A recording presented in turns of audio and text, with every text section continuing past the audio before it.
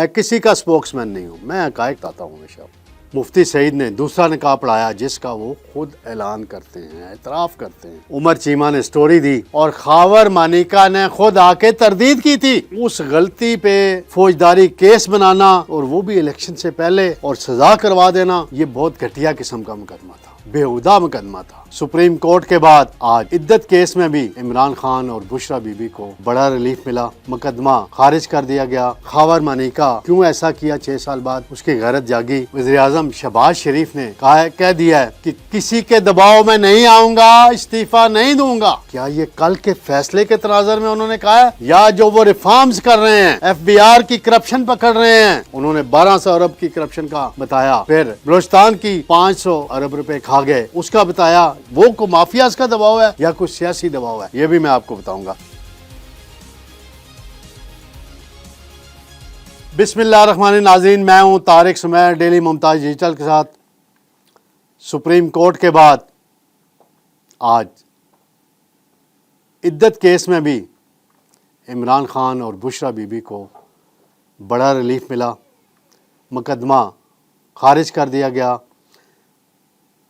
قدرت اللہ صاحب نے جو سزا سنائی تھی 7 سال کی قید کی، جرمانے کی، سب کا عدم قرار دے دی گئی۔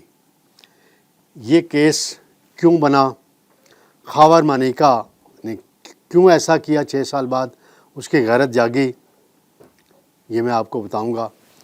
اور دوسرا معاملہ ناظرین، وزیر اعظم شہباز شریف نے کہہ دیا ہے کہ کسی کے دباؤ میں نہیں آؤں گا، استعفیٰ نہیں دوں گا۔ کیا یہ کل کے فیصلے کے تناظر میں انہوں نے کہا ہے، یا جو وہ ریفارمز کر رہے ہیں، ایف بی آر کی کرپشن پکڑ رہے ہیں، کراچی میں جا کے انہوں نے 1200 ارب کی کرپشن کا بتایا، پھر بلوچستان کی 500 ارب روپے کھا گئے اس کا بتایا، وہ کو مافیاز کا دباؤ ہے یا کوئی سیاسی دباؤ ہے، یہ بھی میں آپ کو بتاؤں گا۔ سب سے پہلے میں آؤں گا ناظرین عدت کیس۔ جج افضل مجوکا صاحب نے آج عمران خان صاحب اور بشرا بی بی کو بری کر دیا ہے اور سزاؤں کے خلاف ان کی اپیلیں منظور کر دی ہیں۔ فیصلے کے بعد پی ٹی آئی جشن منا رہی ہے، خوشیاں منا رہی ہے، اچھی بات ہے۔ اور سلمان اکرم راجہ نے اس میں دلائل دیے تھے، اور خاور مانیکا کے وکیل تھے زاہد آصف، وہ ان کے دلائل بھی تھے۔ بہرحال یہ ایک بڑا لمبا چوڑا قصہ ہے۔ 2017 میں کہتے ہیں جی طلاق ہوئی ہے بشرا بی بی کو، اور پھر یہ معاملہ چلتا رہا، اور 1 جنوری کو شادی ہوئی، 2018 کو نکاح ہوا۔ مفتی سعید نے دوسرا نکاح پڑھایا جس کا وہ خود اعلان کرتے ہیں، اعتراف کرتے ہیں۔ عمر چیمہ نے سٹوری دی، اس پہ بڑا ری ایکشن آیا تھا اس زمانے میں کہ جی یہ بے بنیاد خبر ہے، یہ ہے، اور خاور مانیکا نے خود آ کے تردید کی تھی۔ غلطی انسان سے ہو جاتی ہے، چاہے خان صاحب سے ہوئی ہو یا بشرا بی بی سے ہوئی ہو، لیکن اس غلطی پہ فوجداری کیس بنانا اور وہ بھی الیکشن سے پہلے اور سزا کروا دینا، یہ بہت گھٹیا قسم کا مقدمہ تھا، بےہودہ مقدمہ تھا۔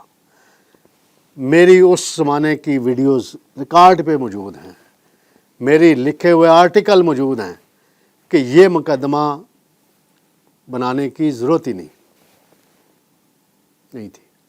اگر بہت کسی کو مسئلہ تھا، یہ معاملہ شرعی عدالت کو بھیج دیتے، اسلامی نظریاتی کونسل کو بھیج دیتے، لیکن کیا کریں، خاور مانیکا ایک لالچی آدمی ہے۔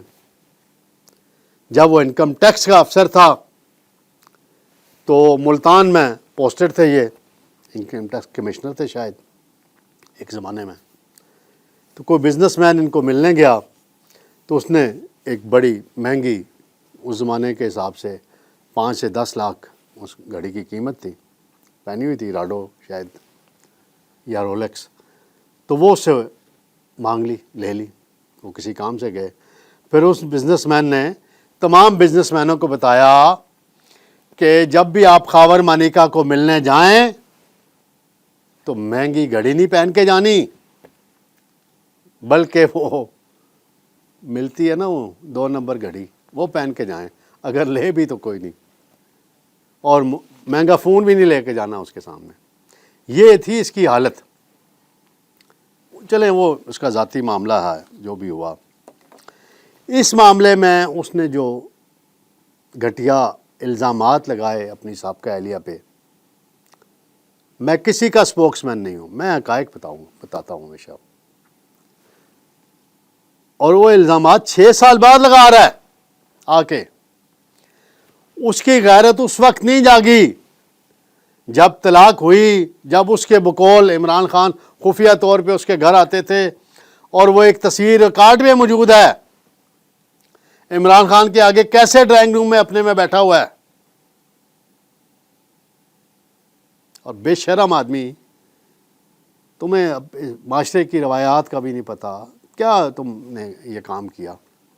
جن کے کہنے پہ کیا، جاؤ ان کے پاس اب. اور تم نے ایسی اب یہ ہو گیا وہ ہو گیا. میں عینی شاہد ہوں 2 چیزوں کا ناظرین.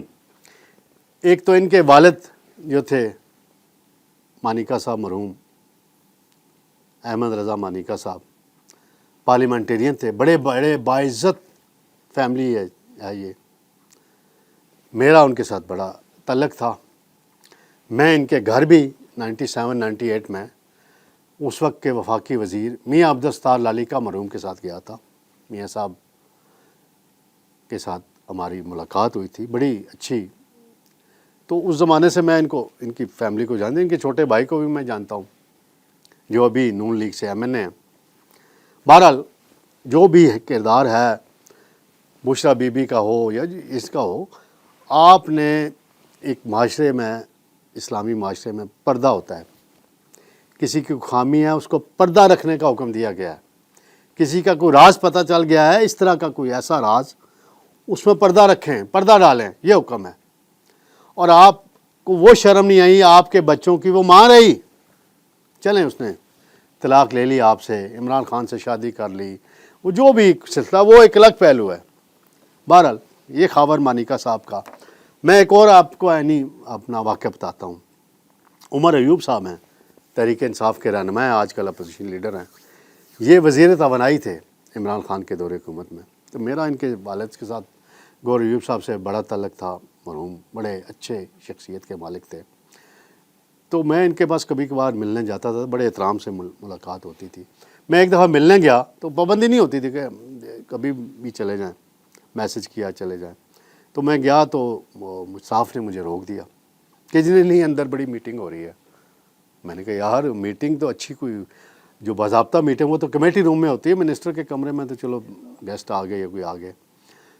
تو مجھے ایک ان کے سٹاف ممبر نے میرے کان میں کہا کہ خاور مانیکا آئے ہوئے ہیں اور اپنے کام نکلوا رہے ہیں. یہ تھی. اور تو سنی سنائی. وہ جو ایک رضوان گوندل صاحب تھے ڈی پی او پاک پتن، بڑا مشہور واقعہ، اس کو کس نے سسپینڈ کرایا تھا؟ اسی خاور مانیکا نے سسپینڈ کرایا تھا. آپ کہتا ہے میں تو عمران خان کے دور میں یہ تھا اور میرا وہ تھا. فائدے اٹھاتے رہے ہو جس طرح سے بھی.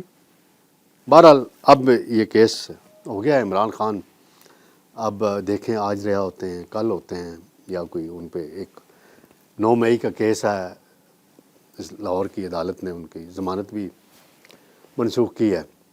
اس پہ بڑے سخت ریمارکس بھی آئے ہیں، وہ ایک الگ پہلو ہے. تو یہ ایک فیصل واڈا صاحب بھی، حالانکہ وہ عمران خان کے بڑے دوست رہے ہیں، قریب رہے ہیں، اب وہ الگ ہیں، ان کی لائنیں، وہ بھی اس کیس کو شرمناک قرار دیتے ہیں اور ساتھ ہی یہ کہتے ہیں عمران خان کی رہائی نہیں ہوگی. ہاں وہ واڈا صاحب، میرا آپ سے ایک سوال ہے، معصومانہ سا ہے، سادہ سا ہے. آپ جن کے قریب ہیں ان سے جا کے پوچھیں کہ ایسا گھٹیا کیس کیوں درج کروایا گیا خاور مانیکا کے ذریعے. پھر کوئی اور سالڈ کیس بنوا لیتے. یہ وہی ہو گیا نا. اور رانا ثناء اللہ پہ کیا ہم روتے تھے، چیختے تھے، 15 کلو ہیروئن ڈلوا دی عمران خان نے، یا اس وقت کی وہ کہتے ہیں کوئی میجر جنرل صاحب تھے، کوئی کہتے ہیں باجوہ صاحب تھے، کوئی کہتے ہیں فیض حمید صاحب تھے، انہوں نے رانا ثناء اللہ پہ یہ کروایا تھا کیس. تو یہ بھی اسی وہ اور طرح کا تھا، اس میں پھانسی لگنی تھی، اس میں بھی اور طرح کے بدنامی ہونی تھی، اور سنسار ہوتا ہے بندہ اگر اسلامی شریعت کے مطابق دیکھا جائے تو اگر ثابت ہوتا ہے تو یہ بہرحال ایک معاملہ ہے.